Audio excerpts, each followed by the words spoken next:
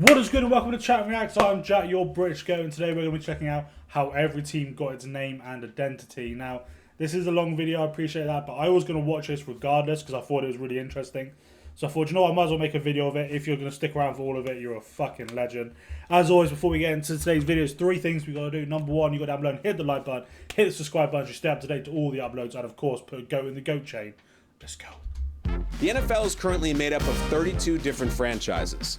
But did you know over 75 have existed in league history? We're turning back the gridiron clock. So we're saying it's the 45 official evolution of the NFL, 100 years in the making. The NFL was born in 1920, known originally as the American Professional Football Association. It started with 14 teams, 12 of them clumped together in the Midwest, 2 others playing in New York. And in order to join this group, you had to put up $100 for a franchise. $100. You'll notice many of the early franchises didn't even have official team logos. That's because teams were so informal back then, they just didn't even create them. Jim Thorpe was unanimously elected president because of the name recognition that he could garner for this national pro football league. Of the 14 original teams, only 2 would stick around to celebrate the league's 100th anniversary. The Decatur Staleys, known today as the Chicago Bears, and the oldest team in the NFL, the Chicago Cardinals, who have since built their nest in Arizona. Yeah. The story behind the Cardinals name really goes back to Chris O'Brien when he purchased the uniforms that the Cardinals were going to wear. He purchased them from the Chicago Maroons, and they were faded, and somebody referred to the jerseys as maroon color, and he said, those aren't maroon, that's cardinal red, and that Cardinal name stuck. While those 2 franchises are the oldest in the game, they did not win the league's first ever title. That distinction belongs to the Akron Pros, who finished that inaugural season undefeated at 8-0. It's a shame I don't know states, yes, because I don't 3 even know where times. that state The Pros weren't just the league's first champions either. They were also the first team in the league to break the color barrier. The Akron Pros are one of those teams that are lost to history, but Fritz Pollard was both a player and a coach for that Akron Pros team. And since diamond-filled Super Bowl rings were clearly not the rage just yet, all the Pros players received this tiny gold football pendant for their efforts. The Pros were also the first and last recipients of the league's championship trophy, known as the Brunswick Balke Colander Cup, which to this day represents one of the greatest mysteries in NFL lore. It was lost after that first season, and this is the only known picture of it. You like to name your trophies Following the after league's people, first year, 2 teams renamed themselves and 1 moved. The Decatur Staleys, setting up shop in Chicago and winning their first ever championship while they were at it. The Chicago Tigers, meanwhile, folded, but 8 new teams joined. The league was now up to 21 teams, all still located in Midwestern and Eastern New York states. and Green Bay. Several of the new additions didn't last long. The Tonawanda Cardex holding the ultimate one-hit wonder crown, playing just 1 league game, thereby making it the shortest-lived franchise in NFL history. The Dexys Midnight Runners of teams. The Green Bay Packers, however, would stick around, cementing itself as one of the most storied franchises in the league. In Green Bay, Wisconsin, a team was founded with $500 put up by a meatpacking company.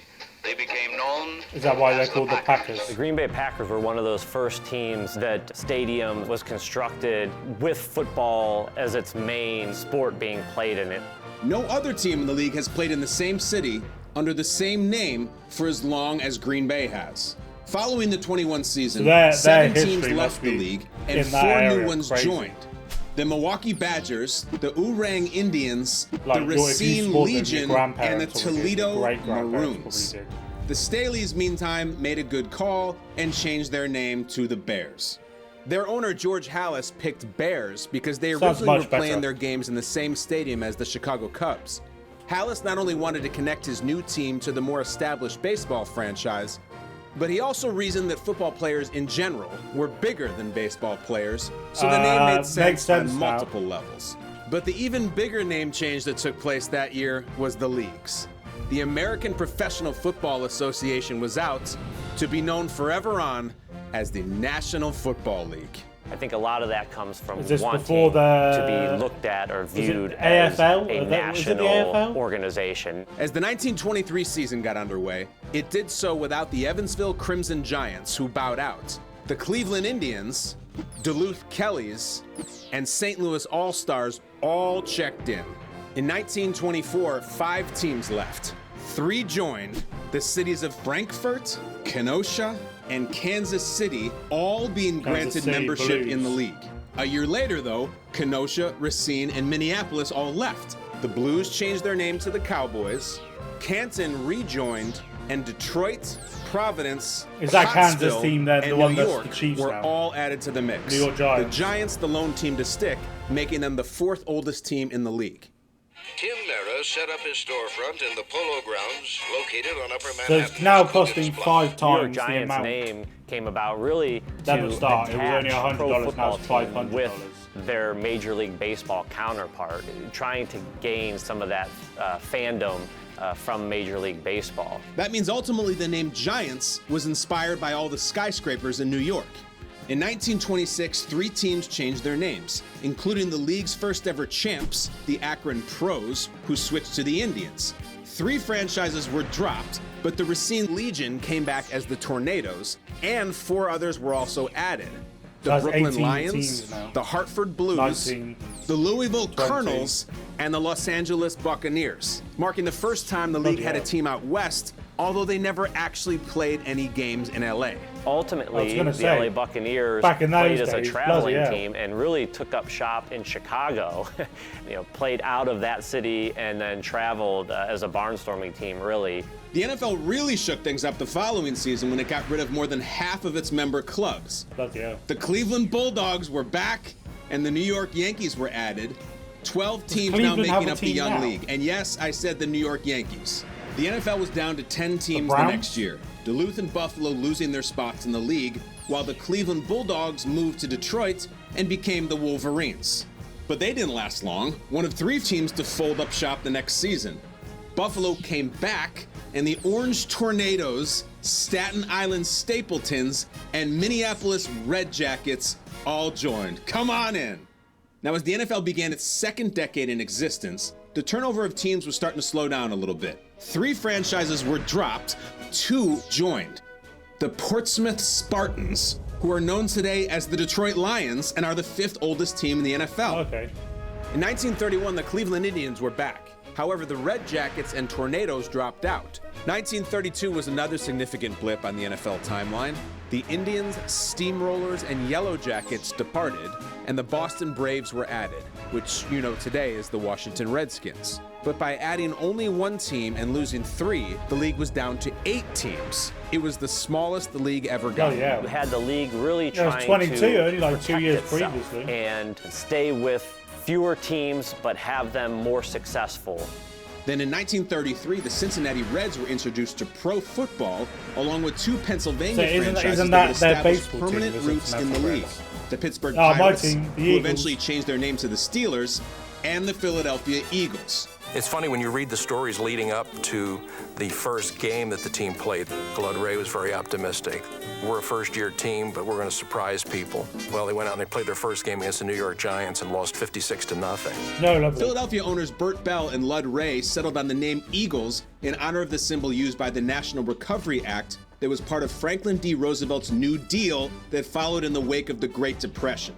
The 33 season was also when the owner of the Boston Braves decided it was time for a new name. George Preston Marshall wanted to stick with the Native American theme, so he didn't want to keep the Braves name because that was the name of the baseball franchise, so he chose the Redskins. That season was also the first in which divisions were created, which set up the first official NFL championship game. Bears ball on their own 12-yard line. Prior to that, the league champion was simply the team that had the best record at the end of the season. The Bears would represent the West, the Giants, which I the think East, is how it should be. with Chicago beating New York 23-21 for the title. That game really was the beginning of the popularity of pro football. The following year saw the same exact 10 teams return, marking the first time in the league's history there were no changes. But mid-season, the Cincinnati Reds folded and were replaced by the St. Louis Gunners for the last 3 games. It would be the only 3 games they would play as an NFL franchise. Also in 1934, the Portsmouth Spartans moved to Detroit and changed their name to the Lions. The name was inspired by baseball's Detroit Tigers, though the team had a different explanation. Quote, "The lion is considered the monarch of the jungle, and we hope to be the monarch of the league." From 1935 to 1936, the same 9 teams remained, but it was in 36 that the NFL held its first ever draft. Before 1936, every player coming out of college was a free agent. And a lot of times, those players were going to the teams with the biggest checkbook. The Eagles used the first ever pick on Chicago Maroons halfback and first ever winner of the Heisman Trophy, Jay Berwanger. But Berwanger would never play it down in the NFL. The Bears, who acquired his rights from the Eagles, were not able to meet Berwanger's salary demands, which ultimately led him to take a job in sales for a rubber company. It's true.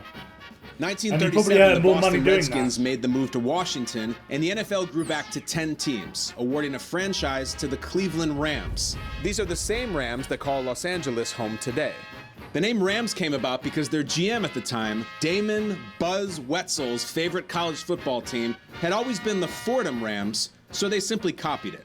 As the 30s came to a close, the league was starting to stabilize. There were no changes to the NFL landscape in either 1938 or 39. But 1939 was monumental for the future of the league, even if its participants didn't realize it at the time. The Brooklyn Dodgers hosted the Philadelphia Eagles before a crowd of 13,000 fans. Brooklyn Dodgers. Few, if any, in attendance. That sounds like that's the supposed cameras to be of an NBC station W2XBS. Their presence marked the first ever telecast of a professional football game. The first ever TV broadcast was only seen in parts of New York, but the seed was planted. The game's financial future, stability, and popularity were all secured with the marriage between the NFL and television. The 1940 season was significant for 2 reasons. First, Pittsburgh traded in the Pirates nickname. They changed their name to the Steelers because of a steel worker ultimately proposed the name Steelers, and that stuck, knowing that the steel industry was so big in that area. That year also saw the first iteration of the now famous NFL Shield, the league unveiling the iconic logo for the very first time. And the Chicago Bears introduced its first official team logo, a black bear running with a football. Now here's the thing. Most NFL teams have updated their logos several times over. So if you pay close attention to the map, you'll see how those updates happen. The league's member clubs continued to remain steady until 1943. That's the season the Cleveland Rams suspended operations for a year, but did not fold. It was due in part because of so many of their players were drafted into military service for World War II, which is also what led the Eagles and Steelers to merge, taking on the unofficial nickname, the Steagles. Yeah! The Steelers struggled for years and years. It took them a decade and merging with the Philadelphia Eagles before they had their first ever winning season. In 1944, the Eagles were back on their own, but Pittsburgh was still on shaky ground, so they looked for a new team to merge with, and they found a willing partner in the Chicago Cardinals, the combined teams known as Card Pit. The league also added the Boston Yanks, the Cleveland Rams returned, and the Brooklyn Dodgers changed their name to the Brooklyn Tigers. In 45, the Cardinals and Steelers merger was over. Both teams went back on their own. But the Brooklyn Tigers and Boston Yanks joined forces to form a new team known simply as the Yanks. Like the previous two mergers, it didn't last long. In 1946, the Tigers folded, so the Boston Yanks were back on their own. That same season saw the Rams pack up and head west for the sunny skies of Los Angeles, marking the first time actual games were played in LA proper. The Cleveland Rams won a championship in 1945, and then their owner, Dan Reeves, moved them out to LA. This is maybe the only time that I can think of where a professional team won a championship and then moved locations. 1947 and 48 came and went without any additions, subtractions, or relocations. But in 49, the Boston Yanks moved to New York and became the New York Bulldogs. Then came the next big expansion when the NFL merged with the All-American Football Conference in 1950, adding 3 new teams. The San Francisco 49ers, the Baltimore Colts, though not the same Baltimore Colts franchise that would emerge a few years later, and the Cleveland Browns.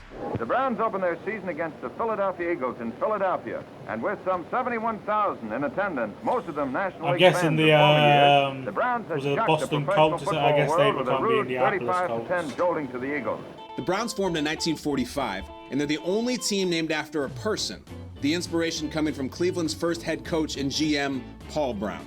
Some people claim that it's more about Joe Louis being named the Brown Bomber, but I really do think in this area, Paul Brown is football, and his name really is the backing behind the Cleveland Browns being named the Browns. The 49ers name, on the other hand, is more straightforward. 56,000 witnessed an encore between the Rams of Los Angeles and the San Francisco 49ers. They were named after the settlers who ventured into the San Francisco area during the gold rush of 1849. Joe the Jet Perry. Not because and they he's were on a made in sensational 1949, 58-yard gallop which was up my the guess. far sidelines. The first incarnation of the Colts didn't last long, folding after the 1950 season. They were followed out the door the next season by the New York Yanks, who were replaced by the Dallas Texans. The Texans' stay in the NFL was brief. The team lasted just one season of play. The Dallas Texans, they're the last franchise Are they still to called the fold Dallas Texans? in the They're National not, are Football they? League. The league found its replacements Or for the are they? Texans the following year when the second iteration of the Baltimore Colts emerged. And these Colts would have staying power. No, because they're the as Dallas they are Cowboys, the same aren't they? Colts who have since moved to Indianapolis. Baltimore fans were given the opportunity to vote on a team name, and they stuck with Colts. Not only as an homage to the team that had just folded a few seasons earlier, but as a way to honor the region's history of horse breeding. From 1953 to 1959, all was quiet. No new teams added, none dropped. 1960, however, was a pivotal year. The Chicago Cardinals moved to St. Louis, and we saw the birth of America's team. Eddie LeBaron uncorks the Cowboys' money play. Frank Clark gathers in the long rollout pass, and in the race to the goal line, Frank's an easy winner. The Cowboys originally were going to be nicknamed the Steers, but their GM, Texas E. Schramm, decided having a castrated bovine as a mascot might lead to some unwanted ridicule. So they shifted gears and were leaning towards Rangers instead. But because there was already a local minor league baseball team with that name, Schramm settled on Cowboys, and the rest is history. So Even bigger than the hockey Cowboys team, joining the fold New York was the Rangers, emergence of the American Football League. You know, as you look back at the year of 1960, you probably remember a great many sports events. However, I doubt that anything was more important than the establishment of the American Football League. The AFL was originally made up of 8 teams. The Houston Oilers, who eventually became the Tennessee Titans, the New York Titans, who are now the Jets, the Buffalo Bills, the Boston Patriots, now the New England Patriots, the Los Angeles Chargers, the Dallas Texans, who would later become the Kansas City Chiefs, the Oakland Raiders, and the Denver Broncos. They all wanted NFL How on earth franchises, does Dallas but most Texans of these owners become had the Chiefs? enough money in their own right to start a franchise, but the league was very Now, strategic. don't get me wrong, about how they- my knowledge of where any state or anything close to it is awful. Texas could be right near Kansas City, but doesn't Kansas City Chiefs don't even play in Kansas, do they? Or am I wrong? They were going to expand, and so they weren't quite ready to expand yet.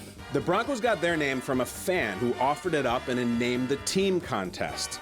He noted the animal's toughness and said the Denver area was well known for its wild Broncos. Name the Team contests were a very popular way teams came up with their nicknames. They were so popular, in fact, it's how the LA Chargers came up with theirs. Kemp this time, passing to Norton, and it's... They've kept that name, haven't they? Team owner Baron Hilton reportedly liked the name so much, he didn't open another letter after coming across what turned out to be the winning submission. Baron told reporters he always liked the "Charge" bugle cry that fans would bellow out at games. Buffalo had a team in the All-America Football Conference years before they went by the Bills. The Bills' nickname was a reference to Buffalo Bill Cody. When owner Ralph Wilson bought the team, he held a contest and picked Bills out of respect to the city's defunct AAFC team. I've heard of Buffalo. Well, there's a few Cowboys. Again, not something we would ever learn at school. 74 fans voted for Patriots in their naming contest, connecting them to the men who originally fought to establish the United States as a country. Pat Patriot, the cartoon of a Minuteman preparing to snap a football, was drawn by a Boston Globe employee and was chosen as the logo soon after. And it's away to Jimmy Coleslaw in the end zone for the touchdown. An Oakland woman originally submitted the winning entry to name Oakland's franchise, coming up with Señors.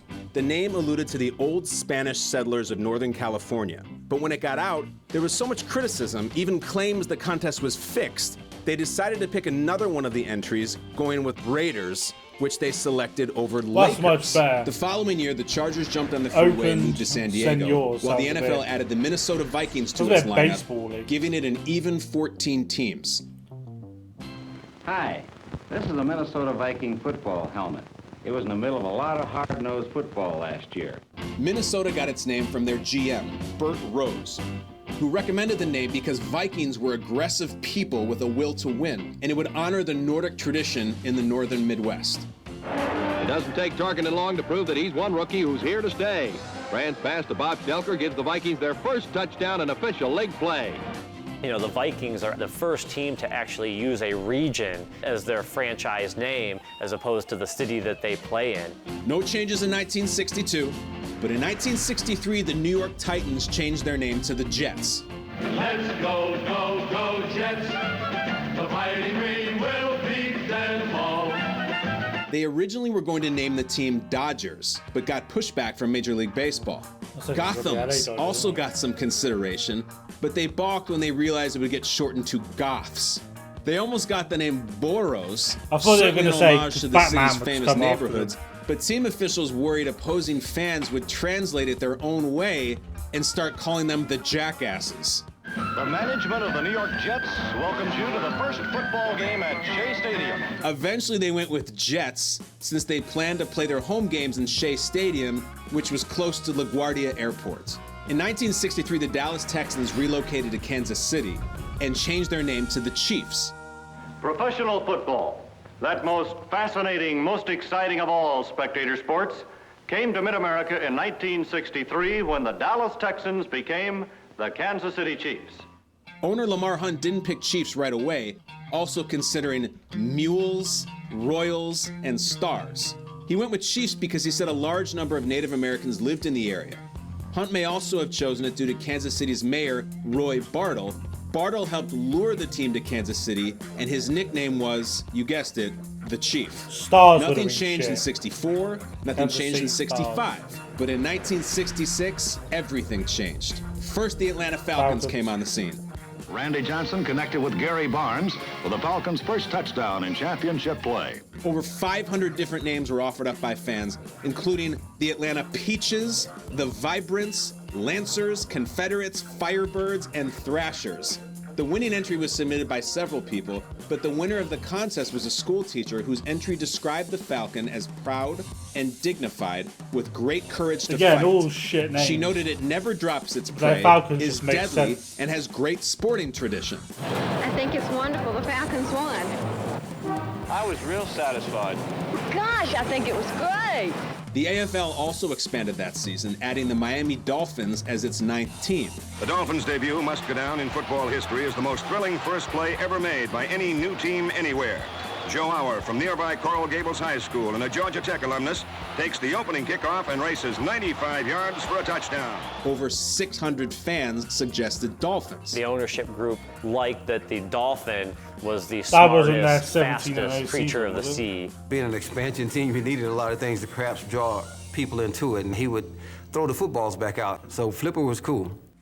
But the biggest shift to take place that year came at season end. Yeah, I get that starting line up here, get a program football line up here. When the NFL and AFL champions met to face one another in the first ever Super Bowl. And this is it, the American Football 1966 is mainly known. The Green Bay Packers beat the Kansas City Chiefs handily, 35-10, and professional football was on its way to taking over as the country's new national pastime. The 1966 world title belongs to the big team from the small town.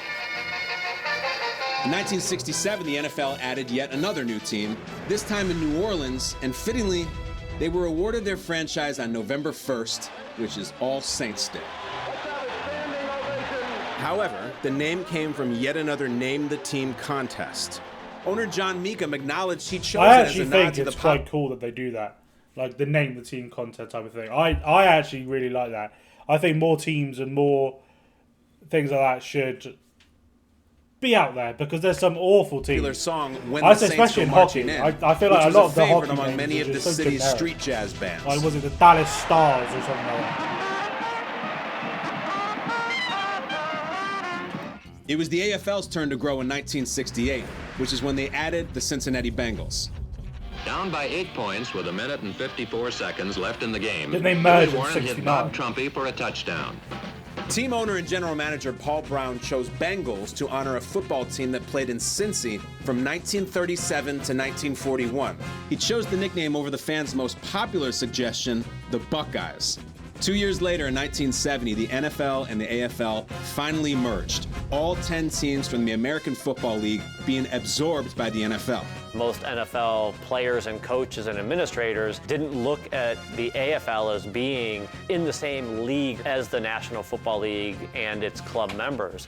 And so Super Bowl III, when the New York Jets shocked the world and defeated the Baltimore Colts, and then the Kansas City Chiefs winning Super Bowl IV, probably was the best thing for the league moving into its merger because it really put both leagues on equal playing field. The following year, the Patriots dropped Clearly Boston as thing its that's location ever, identifier, swapping it for New England. Then from 1972 to 75, it was another quiet stretch for the league. But in 1976, the Seattle Seahawks and Tampa Bay Buccaneers joined the fold. A panel of sports writers, along with Tampa Bay owner Hugh Culverson, chose Buccaneers from an original list of more than 400 as a nod to the pirates who raided Florida's coastline in the 17th century. Seattle, meantime, received more than 1,700 unique suggestions, including the Seattle Skippers, the Pioneers, the Lumberjacks, and the Seattle Seagulls. Seattle GM John Thompson said they went with Seahawks because it suggests aggressiveness, reflects our soaring Northwest heritage, and wasn't being used by any other major league teams.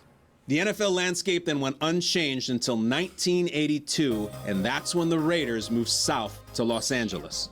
In 1984, the Baltimore Colts packed up and moved to Indianapolis. 4 years later, a lot in 88, later than the I thought Cardinals it were was. on the move again, heading west to Arizona, initially going by the Phoenix Cardinals.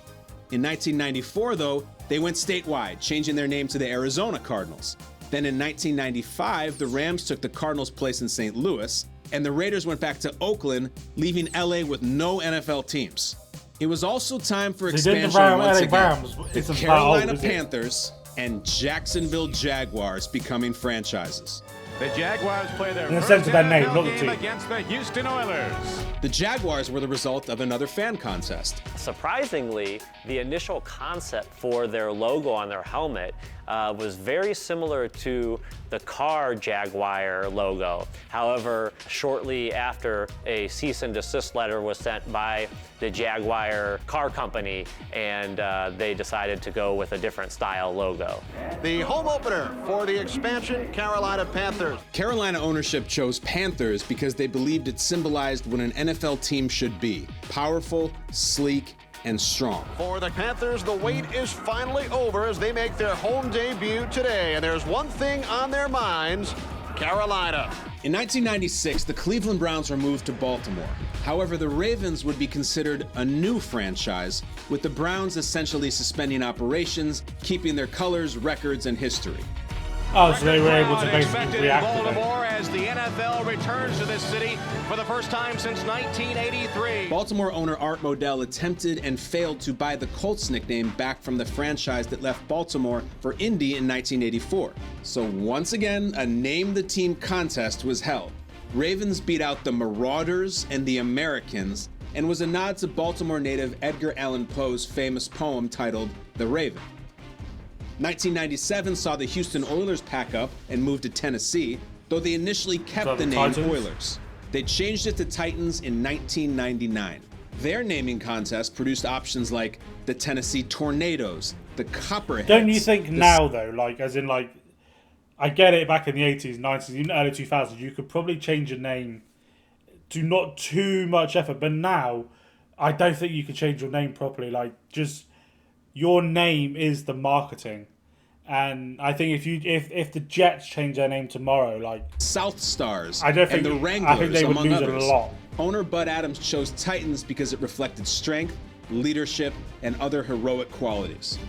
That same year saw the return of the Browns, who picked up right where they left off after missing the previous 2 seasons. Then in 2002, the Houston Texans were added, filling out the current 32-team league as we know it today. Texans are a lot younger than I Lions thought they were. Stadium, 69,000 fans who were crushed when the Oilers left are here tonight for their new team, the Texans. The Texans became the 6th professional football team to use the name. Owner Bob McNair choosing it over Apollos and Stallions. The Texans logo, by the way, is the only one of the 32 teams that has never been tinkered with. For the next 10 plus years, it was nothing but teams altering their logos. Most of the changes pretty minor in nature. Next one will be Rams. It wasn't until 2016 that the next landscaping alterations took place. The St. Louis Rams moving back to LA, who were followed by the Chargers a season later. And finally, in 2020, the Raiders vacate Oakland for a second time, this time heading east for the desert, setting up shop in Las Vegas. Expansion, contraction, mergers, name changes. The NFL has seen it all in its first 100 years, and we can only imagine how far this map will stretch in the century to come. That was, to be fair, incredibly interesting, incredibly long. And if anyone is still here, you're a fucking legend. But like, it was really cool to get that understanding of actually where all these teams have come from, their names, previous names. Don't quiz me on it.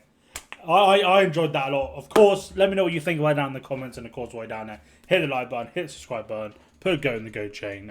Peace.